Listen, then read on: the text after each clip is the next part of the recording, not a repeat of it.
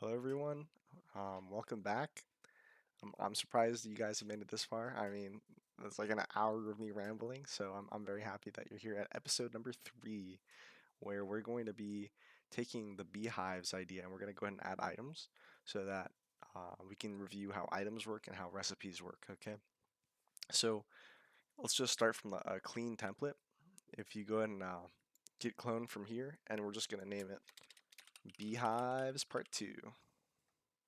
So I'm going to clone that. And let me go ahead and make this fill here. All right, so everything is roughly, actually no, we first need to change branches. So you're gonna click up here at this like branch master, and you're gonna click on remote, and where it says episode 2 or ep2, we're just gonna check that out. All right, and so now we have our beehive block, which is everything we did before. I made just a couple of changes, and the changes, I added this code right here, which is remote true, and that just makes it also work on the server. Because if you don't have this, it spawns twice. It spawns locally on the client and it spawns on the server. So adding this is like if world is remote, we just return early. So like if we're the client and we don't have control over the world, don't spawn an item basically. Um, and that's pretty much the only difference. Oh yeah, I also set return true here instead of like it said return super dot on use, and that just is going to return false. So I set it to return true, and that just makes your hand swing when you're here. Okay, so let's also make sure to change our SDK to Tamarin since this is a new project here. Okay, so now we're ready to create an item. So we're going to create a new Java class, and we're going to call it item listener. And this is going to work very similarly to the block listener. So I'm just going to copy the code we have here in block listener and just paste it inside of here. And instead of a block, we're going to have an item. And we're going to have 3 items. We're going to have glass bottle, which I'm going to capitalize. And we're going to have honey bottle. We're also going to have a honeycomb. All right, so let's start off with the glass bottle. And we're going to keep the translation key because that's still going to be needed. And we're just going to new template item.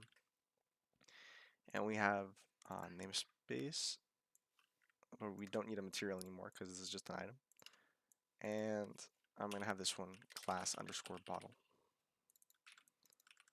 And let's duplicate this for honey bottle. We're also going to duplicate it for honeycomb. So we have honey underscore bottle and honeycomb. All right, so this, I also named this register items, and it's instead of block registry, it's going to be item registry event. I'm just going to optimize that imports. Okay, so we also need to go ahead and add this to the event bus. So I'm going to do item listener instead of block listener. So we have both. And all right, so now we have to go and deal with making it look how it's supposed to look like and giving it a lang file. So we're going to go into our lang. I'm just going to duplicate this a couple times. And instead of tile, it's going to be item. And we'll have glass bottle. We have honey bottle. And we have honeycomb. So let's also change the right side of this. So this is the proper translated name. I think this would be a bottle of honey. And this last one, honeycomb. All right, so that's good.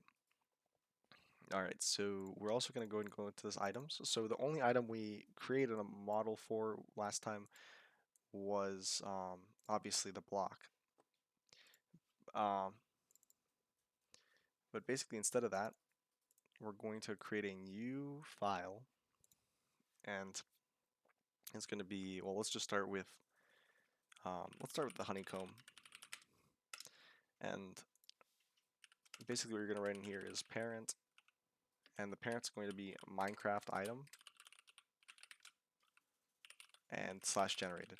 So this is just the generated item texture. And we'll put textures, colon, and then the curly braces, layer 0, colon, and beehives. So this is referring to this folder right here, beehives, colon, and item slash glass bottle. So this is, since this is already under textures, we want to look at our textures folder, and in here I'm creating a new directory for item because that's what it is inside of here, and we're going to go ahead and put in our item textures, which I will leave in the description once again. So here's our glass bottle.png, just making sure it matches up, and there's our texture, right? So just making sure that's valid. So this would be basically the format for these JSONs. And I'm just going to copy this for glass bottle. Oh, actually, this one's honeycomb. My bad. So honeycomb. I'm going to copy this also for honey bottle. So yeah, just a quick run through again. These have to match the name that you put inside of here. And if they do, it finds it, and then it just basically looks at textures, item, glass bottle, which would be textures, item, glass bottle. So those all have to match. Okay, and now that we have all that done, let's go ahead and see them in the game.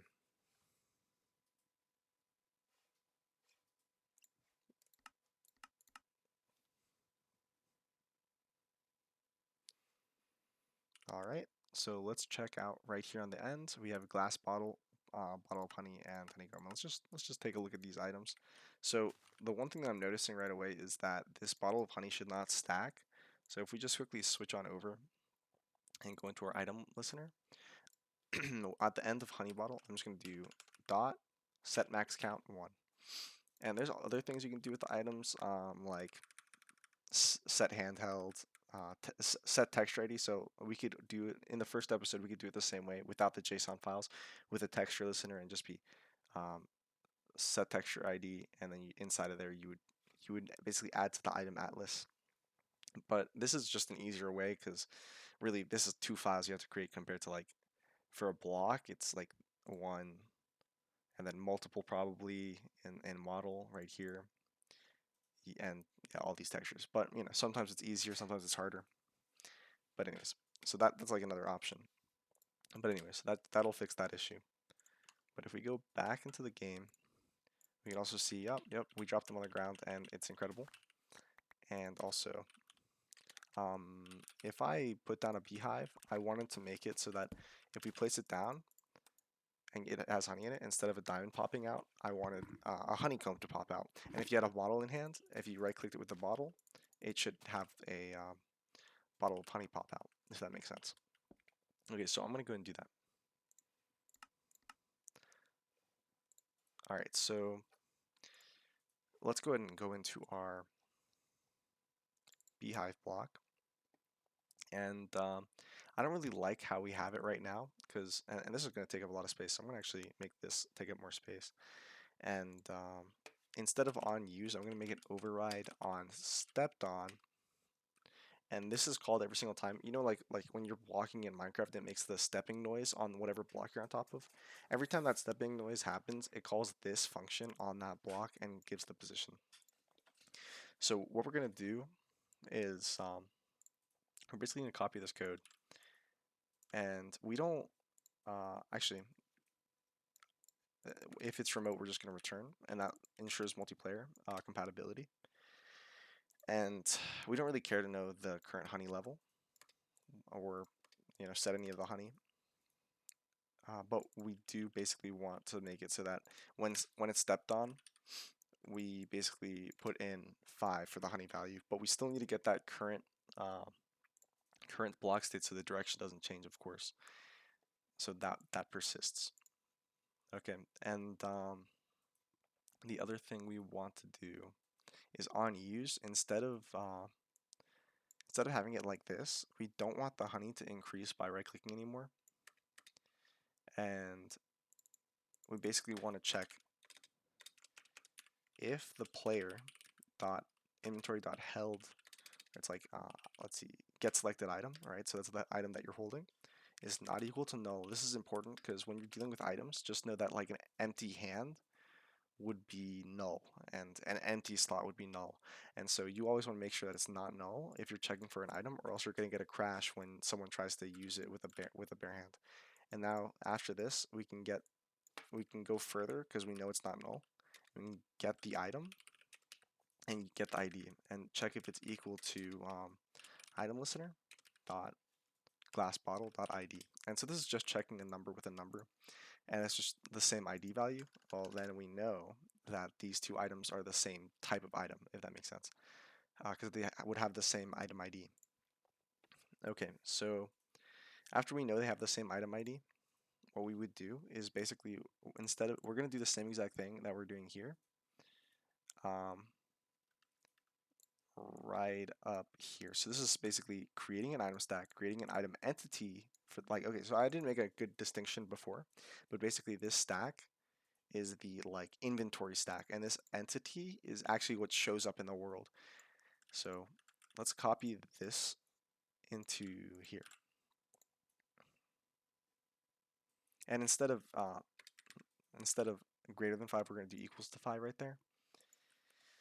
Okay, so this is basically, instead of a diamond, we want to now use the item listener dot honey bottle. All right, so there we go. And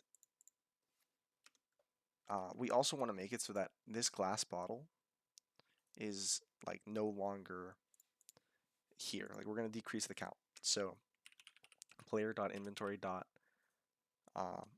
actually, we're just going to do it like this: player dot select, or let's see, player dot inventory dot selected slot. And so this is basically instead the array indice of the player inventory where the selected slot is. And if we look at get selected item, it actually does this basically. And it's just limiting it to 0 to 9 because that's the possible slots that can exist in your hotbar. But we just know that's going to be the case, so we're just going to go ahead and do that, and we're going to set it equal to, or I guess we'll set the count lowered. Yeah, let me make sure that this is actually an item stack.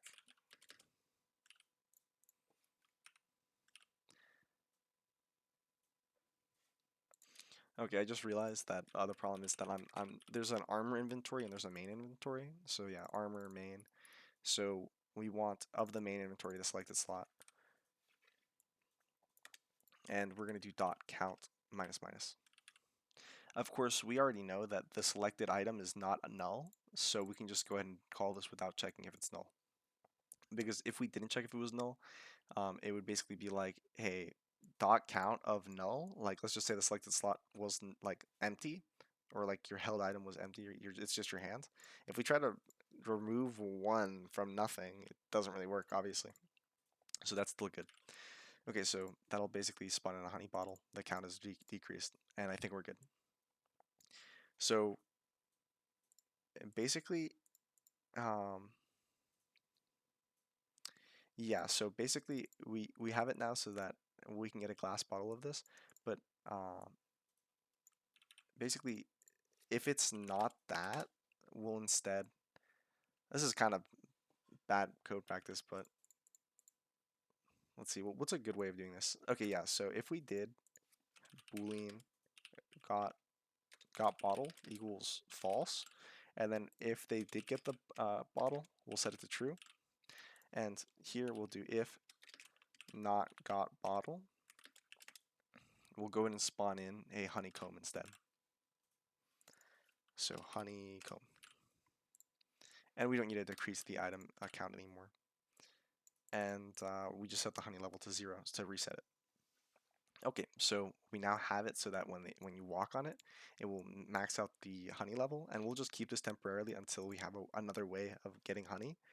And then over here on use, we're basically making it so that if we have a bottle, drop a bottle, and if not, then drop a honeycomb. Okay, so that should work. Let's go ahead and see if that works.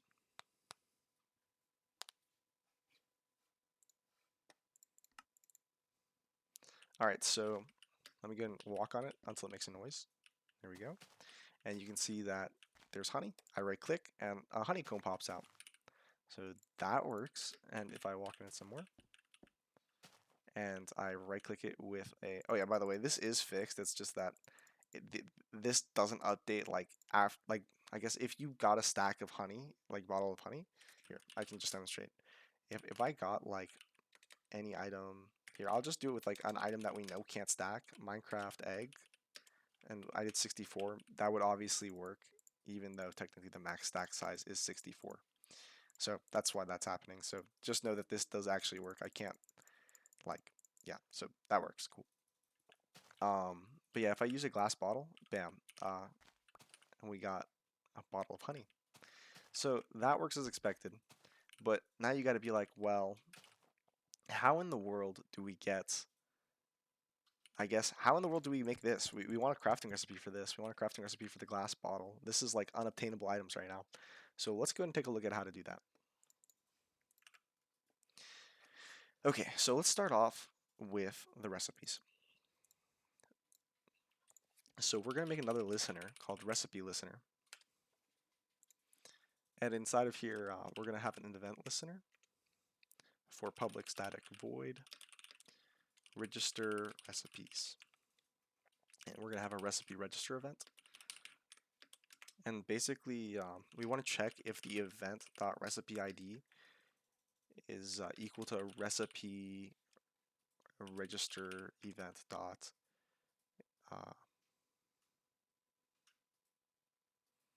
vanilla dot crafting shape type. So this is basically making sure that right now the current step that we're in is for the crafting shaped recipes, because like at various points of the code this will be called with different types of recipes. So like crafting shaped and like furnace, for example. So that's the vanilla ones. And if you had like a custom block that was able to have extra things, let's say that we added a brewing stand, we could also call this and just like add our like own type into this, which would be like, I guess we'd have like a dot and then like, I don't know, let's say the mod ID was potions, and then like brewing dot type would be what we would use here. But anyways, um, that's not really what we're worried about right now. So let's go ahead and go access the crafting registry, and then we're going to add a shaped recipe, and we're going to first create a way to create the beehive. So I'm not really sure what the recipe is in modern Minecraft, so I'm just going to create my own that I think is pretty suitable for this, which would be, well, first we have to actually add, so this first item is going to be the output, and then next up we have to create like the recipe shape. So for the recipe shape, I'm going to go ahead and make it so that the top is wooden planks, and then in the middle we're going to have a plank on the left, and then in the middle it's going to be a honeycomb and then another plank, and on the bottom part of the recipe I'm going to put 3 more planks. So it'll basically be like a furnace made out of planks, and then in the middle there's a honeycomb. So just know that this is the first row, this is the second, and this is the third. Okay, and so now it's the game obviously doesn't know what the heck is going on right here. It's like, what is this P? What is this H? So we're going to tell it what the P is. So the P is for um, a block of planks. And then we also want to tell it that the honey, or like the H is for honeycomb. So we can do block listener dot, oh sorry, I see, item listener dot honeycomb. Okay, and then this should work. We'll check it in the game in a second, but I want to actually add another one. And this is a special case almost, because like, you know how like glass bottles in the modern Minecraft are made like a bucket with like the V shape of glass, but you can do it in the top part of the recipe or the bottom part of the recipe, and I'll show you how to do that right here. So we'll actually go item listener dot glass bottle, and down here we're going to go ahead and do, we know it's glass, and then it's empty space, and then glass, and below that would be empty space, glass, empty space.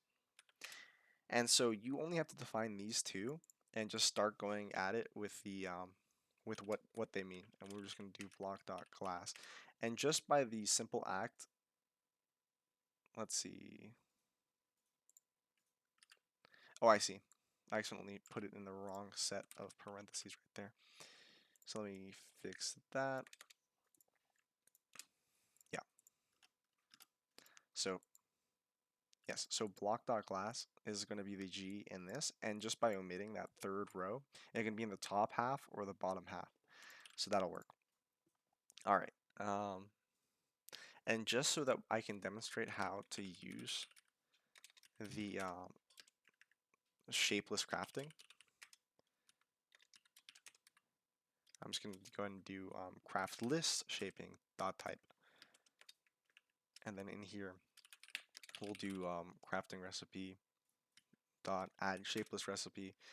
And so again, the first thing is going to be output. And if you don't really know, you just control click and it's like output and then ingredients. So this would be like, hey, let's say that you want to make like flint and steel, but any of the slots could be the flint or the iron.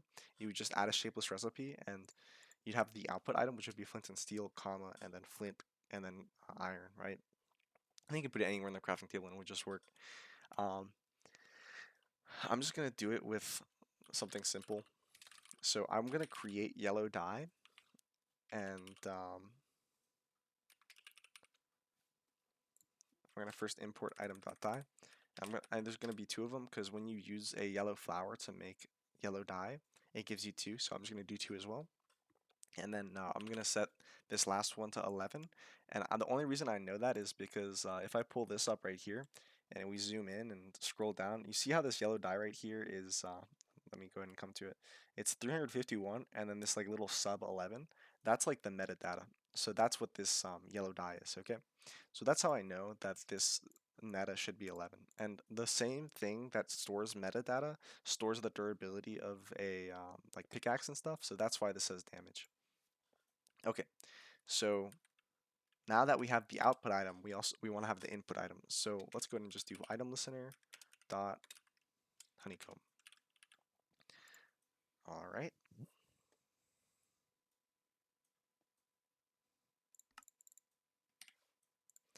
And so now if I press, if I go into here, oh, there's no recipe, and it's because I made a fatal mistake that it pretty much happens to everyone every now and then. I just forgot to add to here. I wanted to also add a recipe listener.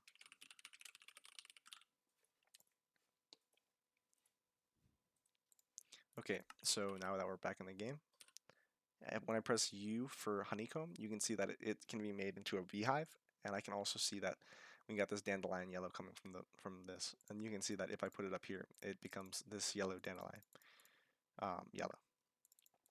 So this one's really not necessary. I just made that to show off shapeless.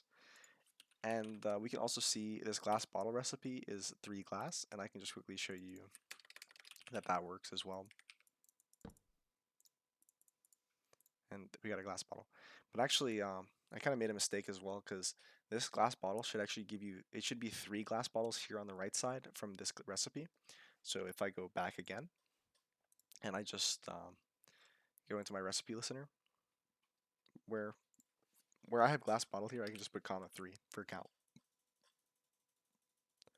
And yeah, that's pretty much it for recipes. That's pretty much all I want to show this time. But like, if I'm gonna probably,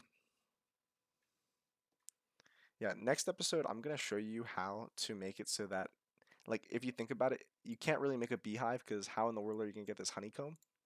But in the next episode, we're gonna go ahead and use mixins, which is like modifying the game's base code to put it into the chest that you find in a dungeon. So we'll do that next time. But for now, I think that's all. Thank you for watching. Peace out.